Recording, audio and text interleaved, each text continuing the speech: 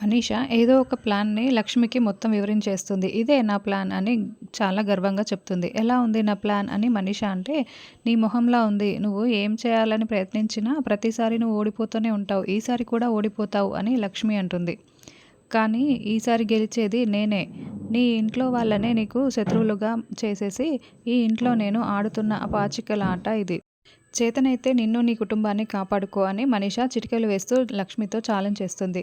తర్వాత మనీష సరియు దగ్గరికి వచ్చి కోపంతో రగిలిపోతూ, "ఇంకా హీట్ పెరగాలి. ఇంట్లో అందరూ కొట్టుకు చావాలి. ఇంట్లో రచ్చరచ్చ జరగాలి" అని మనీష చెప్పడంతో, ఆల్రెడీ నేను ఒక సెటప్ చేశాను మనీష" అని సరయు అంటుంది. "అవునా? ఏంటది?" అని మనీష అడగడంతో సరయు ఏదో ఒక ప్లాన్ చెప్తుంది. "సూపర్! అమలు చేసేద్దాం" అని మనీష అంటుంది. తర్వాత లక్ష్మి వాళ్ళ ఇంటికి మీడియా అంతా కూడా పరుగులు పెడుతూ నేరుగా లోపలికి వచ్చేస్తుంది. మీడియా అలా లోపలికి వచ్చేయడంతో, "ఏంటి ఇలా వచ్చారు?" అని మిత్ర షాకింగ్‌గా అడుగుతూ ఉంటే, లక్ష్మి టెన్షన్ పడుతూ చూస్తూ ఉంటుంది. "మీ ఇంట్లో అసలు ఏం జరుగుతుందో ప్రపంచానికి చూపించడానికే మేమందరము ఇలా వచ్చాము" అని మీడియాలో ఉన్న వాళ్ళందరూ చెప్తూ ఉంటారు. దాంతో మిత్రకి, లక్ష్మికి ఏమీ అర్థం కాక చాలా షాకింగ్‌గా చూస్తూ ఉంటే, జయదేవ్ టెన్షన్ పడుతూ ఉంటాడు. అసలు